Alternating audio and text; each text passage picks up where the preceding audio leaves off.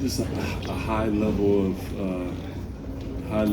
competition and competitive nature that super excited for those guys. They play hard, they play their heart out, and like I tell them is at the end of the night when you do that, you can look yourself in the mirror and you can be proud at whatever. You're not always going to win, and you're not always going to have winning streaks and those things, but the one thing that you can control is how you go out and how you attack.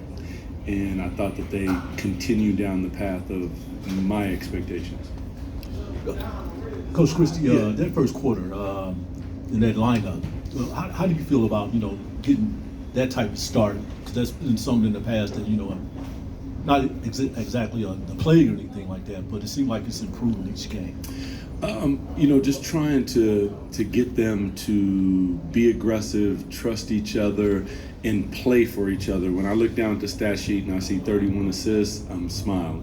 When I see 40 plus threes taken, I'm smiling. And most of those are going to be where we get in the paint, play off 2 feet under control, spray the ball out.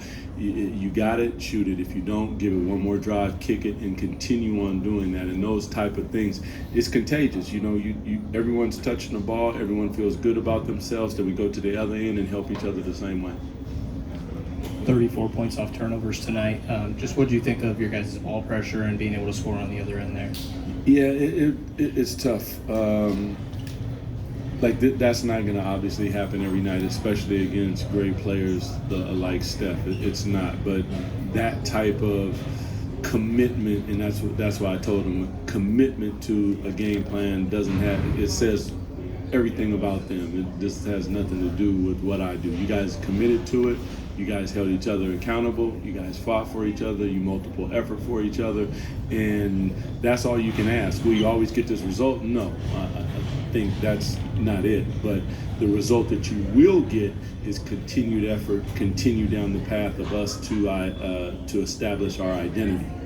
And Devin also talked about denying Steph Curry. He and Keon sort of shared that responsibility. Just what do you think of their impact tonight doing that? I thought both of them were so tired that one of them asked to come out. I'm not going to say which one of them it was, and that's the type of effort that you want. Steph is an absolute monster. He's been that in this league. He's one of the greatest that's ever done it. So you're not going to stop him, and that's not what you're trying to do. You're just trying to make it as difficult as humanly possible. And I thought both of those guys tried as hard as they possibly could. And then on the backside, everybody is helping. Everybody's in gaps and just trying to limit his touches and his threes. They did a really solid job. Coach, with De'Aaron out and the way Malik stepped up, how big was that? I'm so proud of that kid, man. Like, we've had, before I sitting in this seat, we've had multiple conversations just about everything. And I've always told him, like, believe in yourself. I believe in you. You are a tremendous, fantastic player, and play through your mistakes. You're going to make them. This is a game of mistakes. Who makes the least amount of mistakes usually wins the ball game. And he just is about as free as I've ever seen him, and will live with some of the things that he does, and his greatness will continue to shine because the kid is great. Doug, two questions if I can. One, just the energy that we've seen these last few games from these guys, it seems to be noticeably different. What's your sense of what's happening there? I think that they're playing for each other. I'm trying to get them to understand that, like, that's the way basketball should be played in my mind. It's not like golf and tennis. It's different. Those are sports. They're individual sports. You got a support staff around you, obviously, but this is a team sport. And in team sport, you got teams that play one-man basketball, two-man basketball. I'm looking for five-man basketball, and that's a really high level. This is what this fantastic fan base and team has done for many years that led them to championships. It's all of them playing, balls moving, guys are cutting. I'm cutting for my teammate. I'm moving the ball. I'm sharing the ball. I'm rebounding. I'm all those things, and I think there's a joy in that, and I think that's a little bit of what you're recognizing. And then that sequence where Keon took the shot in the back and went down, and then you stepped out on the floor. Looked like maybe there were some words exchanged. Can you just tell us what was going on there? I mean, I'm just always protecting my player.